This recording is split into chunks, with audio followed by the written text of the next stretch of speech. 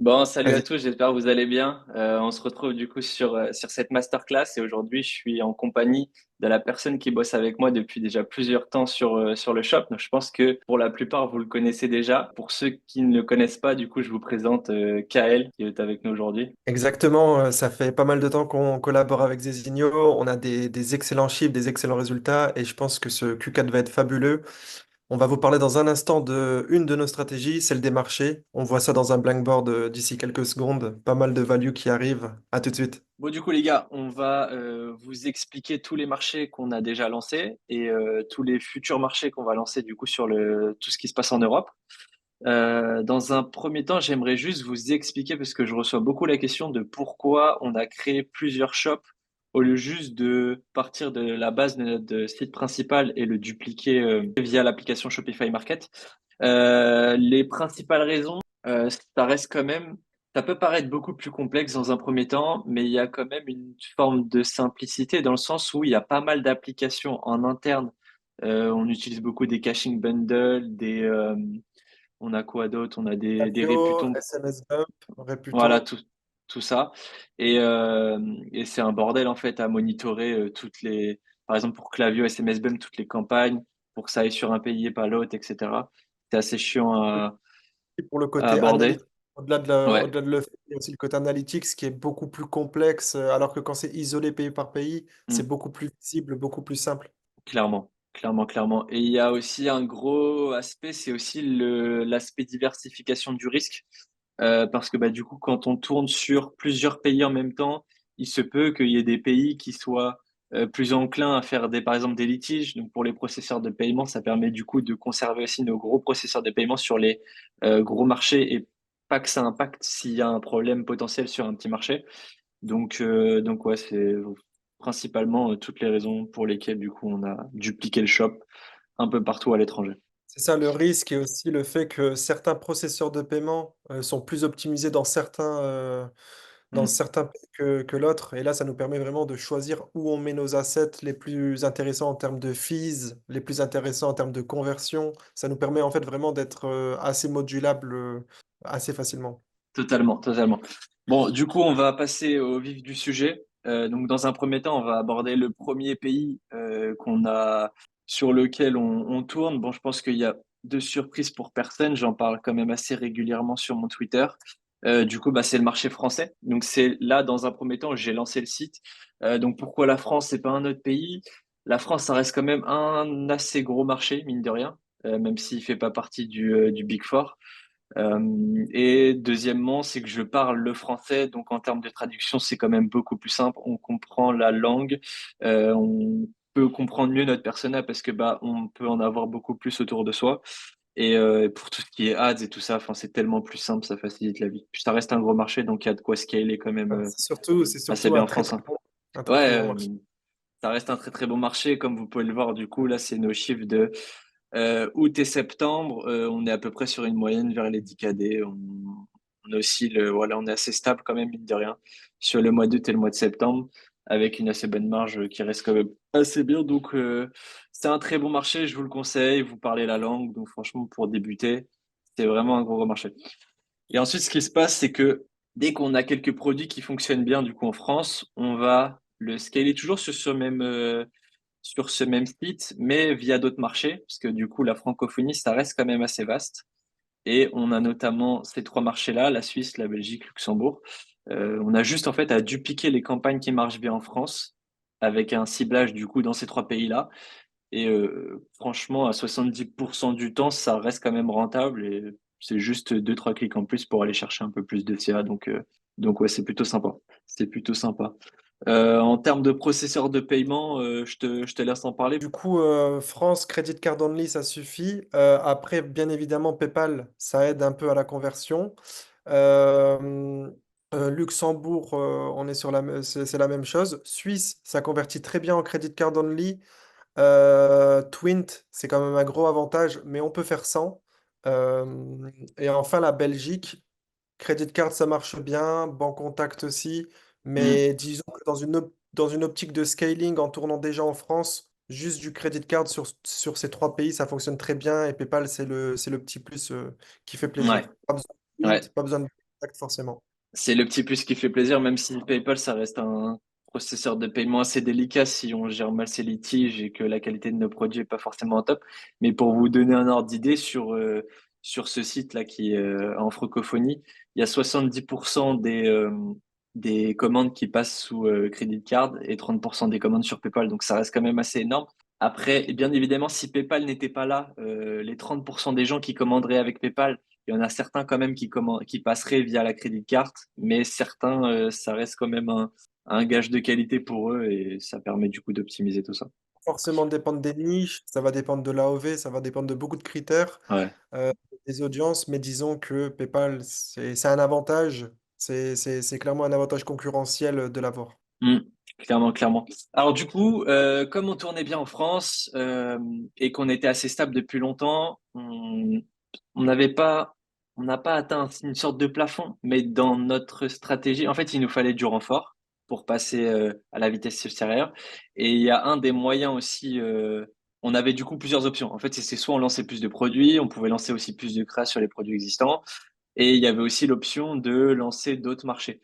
Lancer d'autres marchés, ça reste quand même en termes d'effort, il y a, on prend quand même moins de temps à lancer d'autres marchés que à faire une recherche produit sur d'autres produits, etc.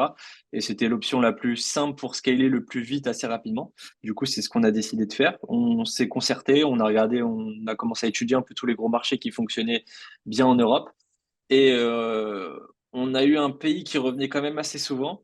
Et donc l'Italie, ça fonctionnait bien, notamment Kael, qui m'en a quand même pas mal parlé. Il en a entendu à gauche, à droite parler comme quoi ça fonctionnait bien. Du coup, on a décidé de tester, voir ce que ça donnait. On avait du coup, je crois, 5 produits qu'on a envoyé en Italie. Donc, c'est 5 produits qui tournaient bien sur la francophonie. Et du coup, les résultats sur l'Italie, donc c'est assez timide sur l'Italie. On est à peu près à du 500 days en moyenne. C'est quand même rentable. On n'a pas encore trop poussé des process dessus. On a envoyé très peu de produits. Comme je vous dis, on a juste envoyé 5 prods. C'était pas le plus efficient dans le sens où les prods qu'on a envoyés, c'est des prods qu'on tourne depuis février. Donc, ils ont quand même dû déjà être lancés aussi sur ce marché-là, mais ça reste quand même assez prometteur. En fait, dès qu'on trouvera des nouveaux prods sur la francophonie, on sait que si on envoie assez rapidement en Italie, il y a quand même un bon potentiel de marché. En plus, je crois que l'Italie, c'est pas loin de 68 millions, je crois, d'habitants, donc il y a du potentiel s'il y a sur l'Italie notamment. Donc voilà, au niveau des PSP, on est aussi en crédit card et PayPal. Rien de spécial, c'est de l'euro. Ça fonctionne à peu près comme la France. Ça reste un pays quand même très proche et dans l'agriculture aussi. Donc voilà, pays sympa pour scaler. C'est ça, il y a peut-être une Et, petite subtilité qui est le COD, Cash on hmm, Delivery. ouais, Alors, pas du tout obligatoire, du moins selon votre site, selon vos audiences, selon l'AOV, il y a quand même moyen de faire beaucoup de sous sans COD.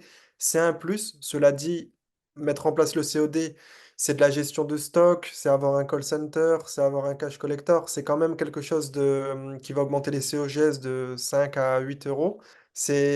Voilà, moi ce que je préconise, c'est d'essayer sans, de voir s'il y a un product market fit, si votre produit prend sur ce marché. Et si votre AOV vous le permet, si votre business model vous le permet, pourquoi pas s'intéresser à du cash and delivery dans un second temps? ça peut être un bon levier de scaling aussi pour aller chercher d'autres clients. C'est sympa. Ok, et ensuite, dans la foulée, on a lancé assez rapidement un autre pays qui nous faisait de l'œil aussi. Du coup, ce pays-là, c'est le Danemark. Donc, il y en a peut-être certains qui l'ont vu sur des screens que j'avais partagés sur Twitter. J'avais oublié de cacher la devise dans certains endroits. Il y a des petits filous qui ont vu ça. Donc voilà. Du coup, sur le Danemark, en gros, je vais vous expliquer à peu près ce qui s'est passé. Enfin, je vais vous expliquer rapidement ce qui s'est passé. Nous, on tourne avec le processeur de paiement qui se nomme Airwallex. Donc voilà, du coup, bah, c'est par le biais de Société HK qu'il faut pour avoir accès à Airwallex. Donc en fait, ce qui s'est passé, c'est que on a ouvert un Airwallex et on a mis à la base des bases, on a mis du coup les 3 PSP dessus. Après, on s'est dit qu'il fallait quand même diversifier un maximum les PSP, donc on a ouvert un Shopify Payment pour l'Italie. Et donc l'Italie tournait avec un Shopify plus un PayPal. Et on avait France et Danemark sur le même Airwallex pour les crédits cards. Et parce qu'en fait, tout simplement, avec Airwallex, on peut avoir on peut avoir accès à Klarna, on peut avoir accès à bah, notamment Klarna principalement pour le marché danois. Et en mettant les deux PSP enfin les deux sites sur le même PSP, ça a créé du coup un gros bug dans le PSP en lui-même. Et du coup, comme on peut le voir, en fait, ça commençait à marcher très bien le marché danois. On avait une excellente marge dessus, des gros ROAS, des fois des plus de 3 en moyenne. En moyenne, on était à plus de 3 d'ROAS, donc très belle marge. Et en fait, du jour au lendemain, il y a eu du coup le bug dans le processus de paiement lui-même. Et en fait, il y avait que 25% des paiements, enfin des paiements qui passaient. 75% ça passait pas, donc forcément, bah, la marge en prenait un coup. Je crois qu'on était à peu près pas loin de 4 de taux de conversion en moyenne.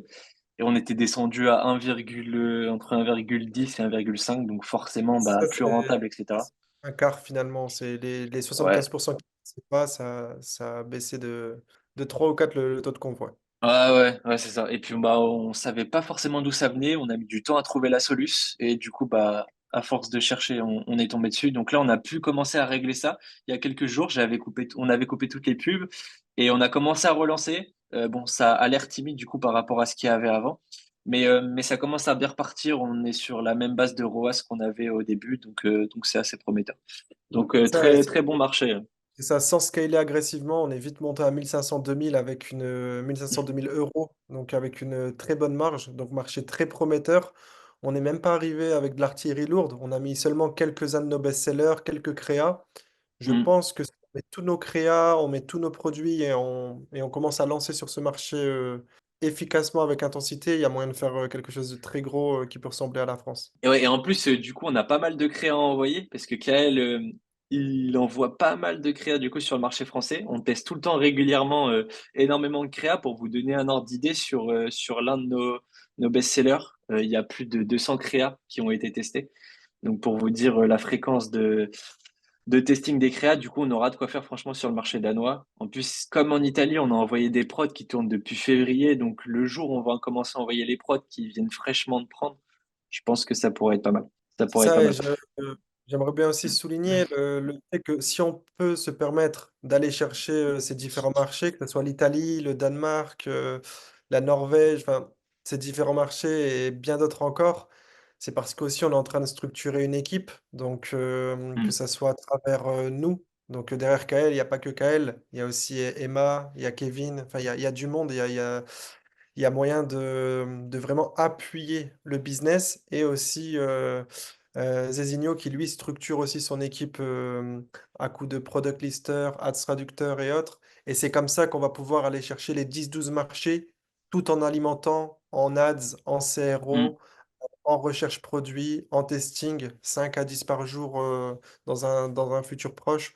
Il y a aussi cet aspect à avoir en tête, c'est que c'est très chronophage, il y a beaucoup d'énergie, il faut pas perdre en qualité à s'éparpiller. Et c'est vraiment grâce à ce type de structure qu'on va pouvoir aller chercher des gros chiffres dans tous ces marchés sans perdre notre momentum dans les marchés qui fonctionnent déjà. Ouais, c'est ça. Parce que bah, scaler à l'étranger, ça reste assez rapide, mais ça prend quand même du temps.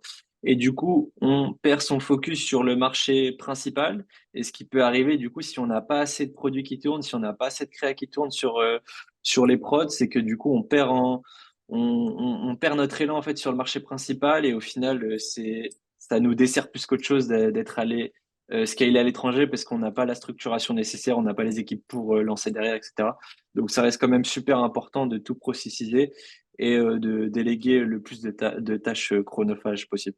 Donc ensuite, on va venir parler du coup de tous les autres marchés qu'on aimerait lancer et qu'on va lancer et qu'on estime intéressants sur le marché européen. Il y en a vraiment pas mal. Donc notre but, c'est vraiment de prendre tout l'Europe. On y va petit à petit du coup sur l'Europe. On y va marché par marché. Et du coup, donc voilà les marchés sur lesquels on va prochainement lancer et qui sont super intéressants. On a la Finlande qu'on a déjà commencé à setup, etc. Il y a des campagnes en cours. C'est juste, on attend la validation du processeur de paiement. Et Kael a pas mal entendu parler de la Norvège notamment. On a une expérience en Finlande, c'est un marché qui fonctionne très bien avec Credit Card Only, PayPal ça aide. Il n'y a pas forcément besoin de Klarna. C'est un marché qui est, je vais pas dire inexploité, mais on n'entend pas beaucoup parler. C'est un peu une petite pépite qu'on vous partage ici. Ouais, parce que en général, quand on regarde la population de la Finlande, Je crois que c'est très peu, hein. Je crois que c'est 5-6 millions, c'est pas plus que ça. Donc c'est sûr que quand on voit cette population, on se dit, bah ça vaut peut-être pas le coup d'y aller. Mais au final, il y a quand même un gros pouvoir d'achat. Ouais. Ils ont quand même, enfin, de ce que j'ai entendu, il y a des bons coups de CB qui sont lâchés là-bas, donc ça pourrait être super intéressant à aller Tous chercher. tous les marchés ne sont pas voués à être scalés, mais si on fait le ratio risque, reward, effort pour ouvrir un marché en dupliquant ses ads et en dupliquant ses produits, si on peut aller chercher ne serait-ce que les 4, 5, 6 KDI en Finlande, c'est avec une bonne marge, parce que là-bas, il y a généralement des beaux taux de conf, du bon pouvoir d'achat. Ça tourne en passif sur le côté, ça nécessite pas Mm. beaucoup d'efforts pour dupliquer les winners. C'est c'est vraiment passer à côté de quelque chose de ne pas ouvrir la Finlande selon nous. Exactement. Et donc du coup après bah on va rester dans les marchés nordiques parce que bah ça fonctionne quand même plutôt bien en Europe et ça reste des marchés super intéressants qui ont un gros pouvoir d'achat en moyenne là-bas. Donc on a la Norvège qui est pareil, un marché très intéressant. Au niveau des processeurs de paiement, c'est comment là-bas? Là-bas, c'est beaucoup de mobile pay. On peut Ah oui. faire sans Klarna, mais Klarna, ça peut aussi aider. Mais disons mobile pay, crédit card principalement. Euh, et je reviens sur ce que tu as dit juste avant, sur les marchés nordiques. Ce qui est très intéressant, en fait, c'est que souvent, c'est des marchés avec des barrières à l'entrée, soit par manque de connaissances, mais surtout par non-accès au PSP, que ce soit Mm. d'Encore, MobilePay, Klarna. Et c'est vraiment ça qui fait que ces marchés sont intéressants. Il y a certes des gros joueurs, mais il n'y en a pas tant que ça finalement. Et c'est une vraie barrière à l'entrée pour les débutants. Et quand tu tournes sur ces marchés, généralement, t'as pas trop peur qu'on vienne te copier sur le même marché. T'as pas trop. Enfin voilà, il Mm. y a beaucoup d'espace pour grossir en étant un petit peu caché, on va dire. Et c'est pour ça que ces marchés, ils fonctionnent super bien. Ouais, c'est ça, c'est ça. Parce que bah typiquement nous on tourne avec Airwallex donc ça aide, il y a Klarna intégré à l'intérieur, ça aide quand même pas mal. Parce qu'on sait du coup la galère que c'est de réussir à avoir un Klarna comme processeur de paiement. Forcément, ça aide, sinon on pourrait pas se permettre d'aller scaler là-bas. Donc voilà. Il y a la Suède aussi, Ouais, marché très c'est intéressant. aussi, Ouais. c'est aussi des marchés très éduqués. C'est des marchés qui vont pas hésiter à faire des litiges, que ce soit sur PayPal, que ce soit sur Klarna, mais c'est aussi des marchés où si on n'a pas un bon agent, on va pas pouvoir satisfaire les clients. Et là-bas, ils Mm. sont très éduqués, comme tu le sais avec Trustpilot, par exemple. Ils sont très regardants, il suffit de regarder Ouais. les commentaires. C'était d'ailleurs toi qui avais soulevé ce point-là. Et voilà, quand on attaque ce marché, souvent, il faut des processeurs de paiement, une bonne qualité de produit. Ils vont pas hésiter à chargeback ou autre. Enfin, pas tant chargeback, ça c'est plutôt aux US, mais voilà, il y a des nouveaux challenges qu'il va falloir encaisser dans ces marchés comparé à des marchés comme la France ou l'Italie où c'est un peu plus calme. Ouais, d'ailleurs, tu fais bien de souligner là de parler notamment de Trustpilot. En fait, du coup, j'ai la main sur les commentaires Facebook. Enfin, je regarde ce qui se passe. Il y a des gens qui y répondent toute la journée. Mais j'aime bien masquer aussi de temps en temps. Et ce que je remarquais sur le marché danois notamment, même si certaines pubs, il n'y avait pas beaucoup de spam, il y avait tout le temps écrit Trustpilot, Trustpilot, Trustpilot, en mode de vérifier le Trustpilot score, parce on n'a pas fait attention jusqu'à présent à ce score-là. Il était de 2,8, je crois, parce qu'il y avait genre deux, trois mauvais avis, c'est tout. Il n'y avait pas de bons avis. Ces marchés-là, ils ont l'air quand même super éduqués sur tout ce qui se passe, les notations. Euh, Comme on en a parlé juste avant, c'était la page Facebook, le nombre de likes, est-ce qu'on a un minimum actif, j'en sais rien, sur les réseaux sociaux ou autres. Ils auront quand même un œil un peu plus avisé sur le sujet, ils iront faire un peu plus attention. Donc faites attention à tout ce qui est du coup bah, votre Trustpilot score, même vos avis, je pense, du coup en interne sur le site internet, à mon avis il va falloir réfléchir à deux fois avant de mettre un avis et je pense qu'il va vraiment venir falloir appuyer sur les bénéfices et faire attention à ce que l'avis soit bien rédigé et que ça n'a pas l'air fake. Donc je pense que sur les marchés nordiques en général, ça a l'air quand même un peu plus du coup éduqué sur le sujet comme tu le disais. Ouais, exactement. Bien faire une campagne de notoriété pour avoir les likes Ouais. sur ces. Peut-être utiliser Just Another Panel pour aller chercher quelques likes et quelques j'aime aussi. Ça peut être beaucoup plus intéressant dans certains marchés que d'autres, et notamment les marchés nordiques. Mm. Et pour Trustpilot, notamment, ce que j'aime bien faire, moi, c'est du coup mettre l'application Réputant sur Shopify. En fait, ça va vous permettre d'envoyer un email X jours après l'achat. Donc, c'est vous qui voyez. En général, le calculer pour que ce soit en moyenne 5 à 5 jours, 5 7 jours après que la personne ait reçu le colis. Et dans ce mail-là, ça va envoyer du coup une demande de notation au client, donc avec une note de 1 à 5. 1, 2, 3, ça redirige sur un formulaire en interne. 4, 5, ça redirige sur Trustpilot. Et du coup, ce qui permet d'engranger en fait pas mal de, vraiment beaucoup de bons avis sur Trustpilot et de redorer du coup son blason bah, sur Trustpilot. Et, et ouais, Je me permets peut-être de faire une petite parenthèse sur ça. On s'éloigne, on fait une petite parenthèse hors marché, mais ce qu'il vient de donner Zézinho, c'est vraiment une pure valeur parce que, en fait, finalement, ça va aussi vous donner une vision de, au-delà d'avoir un bon score Trustpilot, ça va aussi vous donner une vision parce que tous les étoiles 4-5 que vous allez voir sur Trustpilot, ça va vous donner des idées pour vos ads, pour vos UGC. mm, Savoir quoi améliorer et quoi mettre en avant sur vos landing pages lors du CRO, c'est vraiment, en fait, il faut voir ça comme un écosystème complet. Et les étoiles 1, 2, 3, on ne les perd pas. Dans l'application, on peut les consulter. Et c'est sur ces points-là que vous devez améliorer soit votre shipping, soit votre qualité produit, soit vous devez lever des objections sur votre landing page ou sur votre ads. Voilà, c'était juste pour dire que en plus d'avoir un bon Trustpilot et aider à convertir dans ces marchés nordiques, ça va vous aider aussi sur du CRO, sur du marketing et sur du business overall. clairement. Et pourquoi du coup utiliser l'application Réputant et par exemple parce qu'on pourrait le setup dans Clavier directement cet email-là. Il y a aussi un enjeu de délivrabilité des emails. Cet email-là notamment, j'en ai parlé du coup avec la personne qui setup les emails, il peut quand même être propice à tomber de beaucoup en spam parce qu'on parle de notes, parce que c'est quelque chose que je sais pas comment on appelle ça, mais les centres de Ouais, messagerie, bah, en fait, c'est finalement l'open rate et le click rate qui ouais, va c'est ça par rapport à ça. excellent comparé à d'autres mails comme ceux de la livraison. Et le fait d'avoir un click rate ou un taux de rebond élevé, c'est pas forcément super en termes de délivrabilité lorsqu'on fait des mails. Et c'est pour ça que, j'imagine que c'est ça que tu allais dire, le fait de mettre ça sur leur serveur, le serveur de Réputon, et de ne pas faire Mm, ça sur notre boîte mail, bah, ça nous évite toutes ces complexités de délivrabilité dues à ce exactement. et on est tranquille, on n'a pas à se soucier de ça. Ouais, exactement. C'est exactement pour ça. Donc voilà, petite value d'un Footrest Pilote et compagnie. Du coup, on en était au marché suédois. On en a déjà parlé? Je sais plus. Oui, ben, finalement, ça ressemble un peu à la Norvège, hein, c'est la suite logique. Là, ça un peu moins de enfin, il me semble qu'il y a plus de mobile pay du tout, mais on va plutôt accentuer sur Klarna, qui est même obligatoire. Donc voilà, suite logique. En fait, on commence par de la Finlande, par du Danemark, qui sont très accessibles. Pas besoin de mobile pay, même si ça peut aider légèrement au Danemark. On Hmm, enchaîne sur la Norvège, où là, mobile pay, c'est un peu plus présent, mais on peut toujours s'en sortir sans. Et ensuite, on passe sur la Suède où Klarna est obligatoire, mais voilà, nous, on peut y avoir accès. Heureusement, j'ai envie de dire, ça crée encore un peu plus une barrière à l'entrée, donc c'est sympa d'aller chercher ce marché-là juste ouais, derrière. clairement.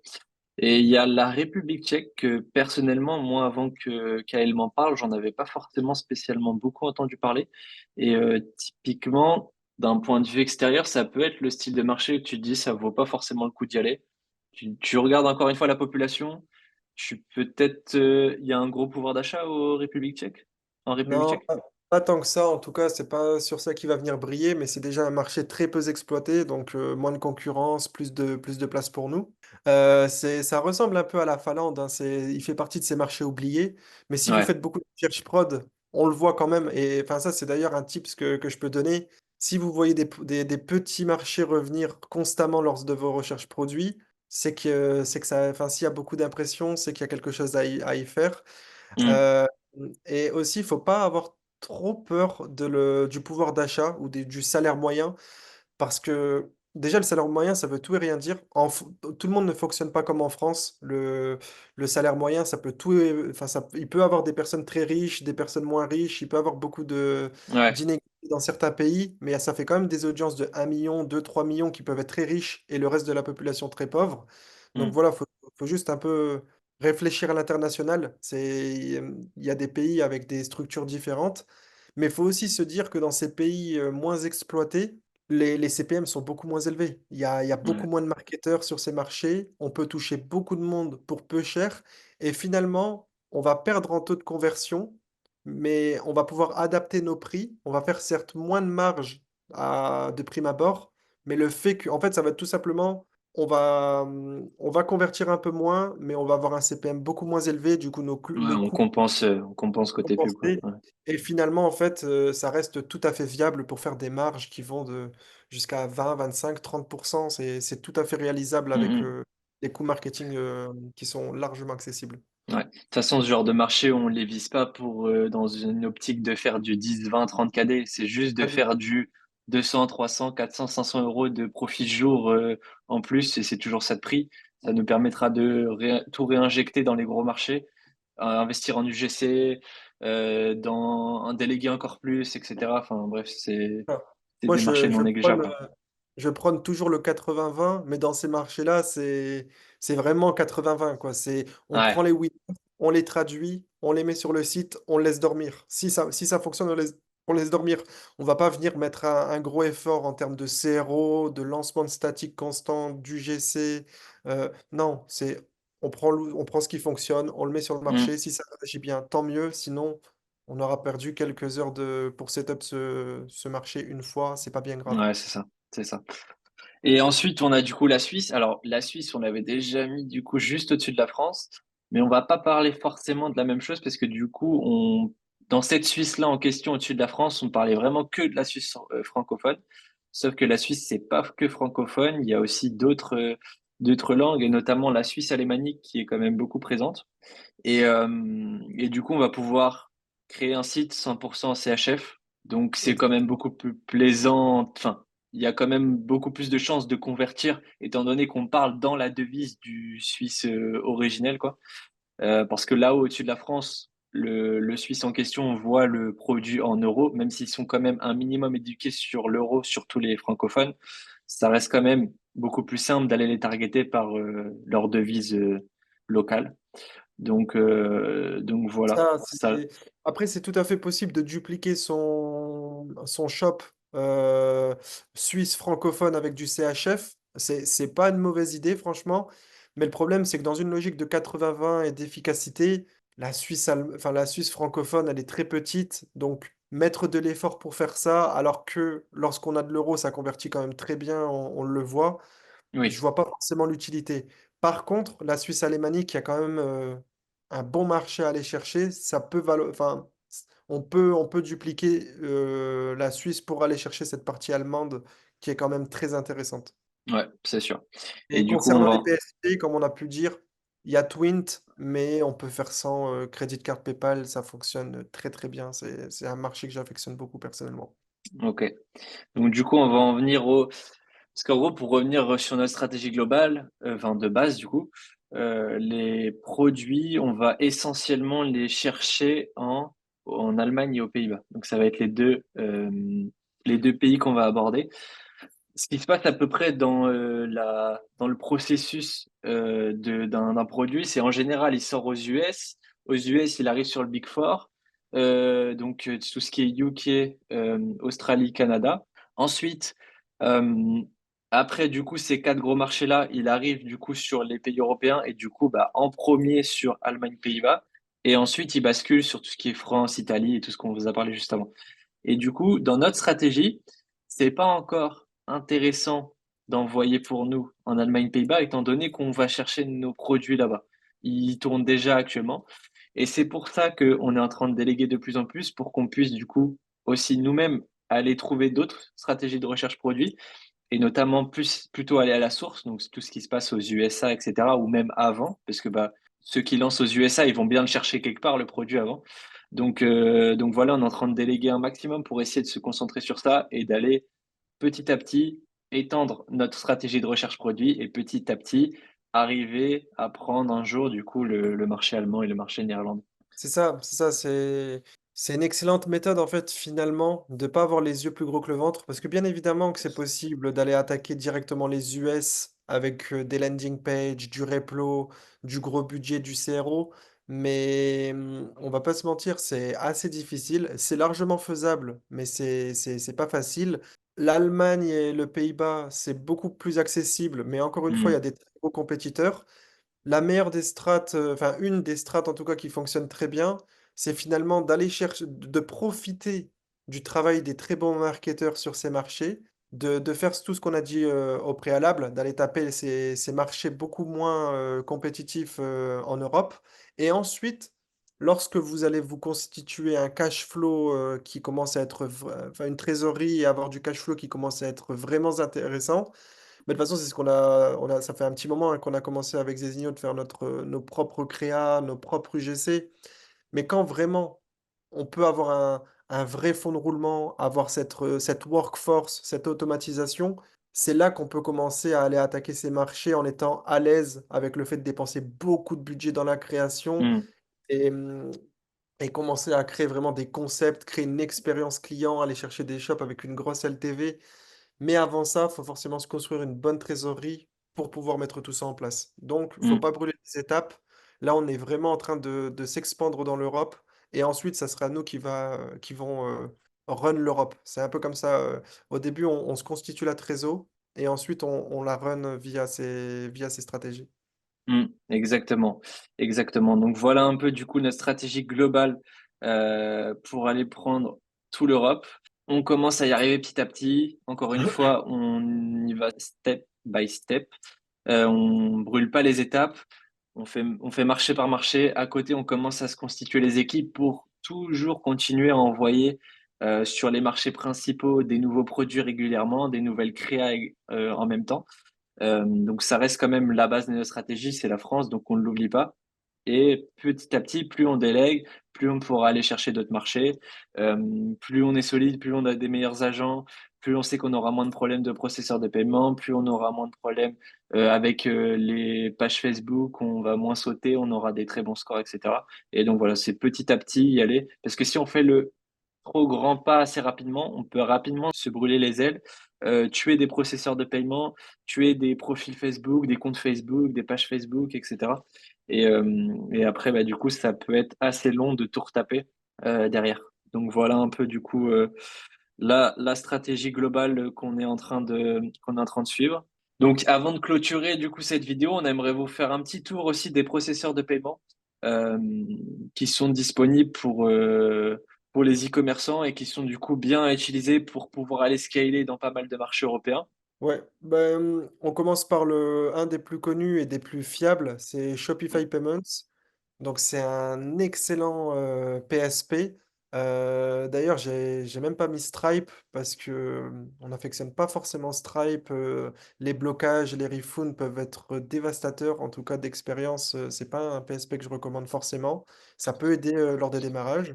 Le problème de Shopify Payments, c'est qu'il force la conversion. Je peux te laisser dire un mot sur ça, peut-être, Zézinho? Et exactement, Shopify Payment force la conversion des devises, notamment, si on revient par exemple sur le setup, qui est assez connu, chez les dropshippers avec le setup HK.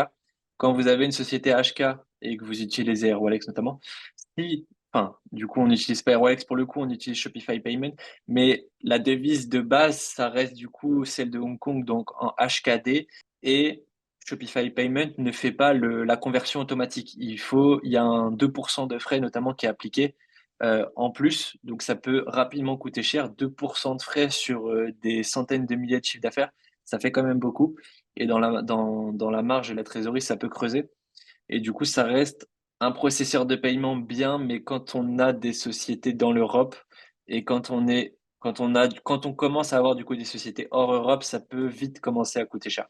Ouais, exactement.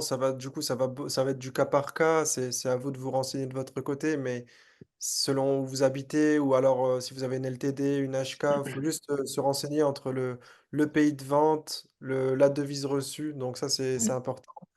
Concernant Airwallex, on en a pas mal parlé. Donc intéressant pour avoir Klarna et c'est un bon PSP. PayPal, on l'a abordé aussi. PayPal qui est plus solide hein, selon les pays, notamment HK. Donc à Mmh. l'avoir en tête si jamais vous voulez attaquer de l'Allemagne ou d'autres pays. Mais c'est voilà, avoir un petit PayPal pas encore solide et vouloir s'attaquer à ces mastodontes de marché, bon Ouais, courage. Donc on peut vite voilà, se brûler les ailes.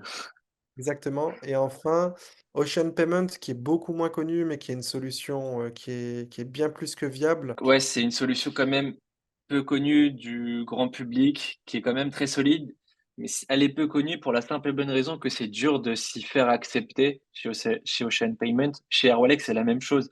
Les deux, ça reste des solutions très solides, c'est juste qu'il faut les bons contacts pour pouvoir s'y faire accepter. Mais en tout cas, ça reste une très bonne solution qui propose beaucoup de solutions de paiement. Il y a du Klarna intégré aussi. Il y a pas mal de choses, Ideal, Bank Contact, enfin bref, pour aller chercher sur pas mal de marchés européens. Rolex Ocean Payment, un des deux, ça fait franchement grandement l'affaire. Donc voilà sur ce sujet. Ouais, et enfin, Payoneer, donc qui a aussi un gateway SP. Ça peut être intéressant, honnêtement, avec tout ce qu'on a vu précédemment, c'est loin d'être la priorité, mais toujours dans une stratégie de diversification. Bien évidemment, à 200, 300K months, c'est pas forcément sur ça qu'on va se focus, mais par la suite, à 800K, 1 million de months, là, il va falloir vraiment continuer dans cette stratégie qu'on a déjà commencé de diversification, de, de, hum, de risque, enfin de mitigation du risque. Donc Mm, ça peut être une solution. On n'a pas abordé le banking, mais pareil, hein, ça c'est des choses qu'il faut avoir en tête. C'est diversifier le risque, être intelligent. Faut anticiper et pas subir. Voilà, c'est mm. ce que je dirais un peu sur ce côté-là, sans rentrer dans les détails. C'est pas l'objet de la vidéo. Exactement. Bon, en tout cas, on espère que cette petite vidéo vous aura plu sur notre stratégie de scaling et sur tous les marchés européens qui sont du coup intéressants à aller chercher. Et on vous tiendra du coup régulièrement au courant de tout ce qui se passe, de tous les nouveaux marchés qu'on lance, de comment ça se passe pour certains marchés, est-ce qu'il y en a qui vont mieux que d'autres, etc. Je pense que ça pourrait être intéressant aussi pour vous d'avoir un retour régulier sur ce sujet-là. En tout cas, un grand merci à Kael pour la vidéo, pour l'intervention. C'était vraiment cool du coup de bosser avec toi au quotidien. On en apprend tous C'est les avec jours. plaisir. C'est vraiment N'hésitez pas. sympa. Je vous invite en tout cas à aller vous abonner au Twitter de Kael. C'est quand même, selon moi, la personne qui envoie le plus de value en ce moment sur le Twitter français. Notamment un petit big up au petit Loom CRO et à la masterclass là, de Ads. C'était vraiment sympa. Ah, Donc, ouais. ouais, elle était vraiment cool. N'hésitez pas à lâcher un petit RT, un petit like, un petit commentaire si vous voulez voir d'autres vidéos, d'autres updates de temps en temps, savoir si ça vous intéresse ce genre de vidéos. Et on espère du coup que vous avez appris pas mal de choses. Et puis on se tient au jeu de toute façon. On vous tient au jeu sur cette aventure, cette épopée et ce que ça donne, quoi. À la Exactement. prochaine. Allez, à la Ciao. prochaine. Ciao, ciao.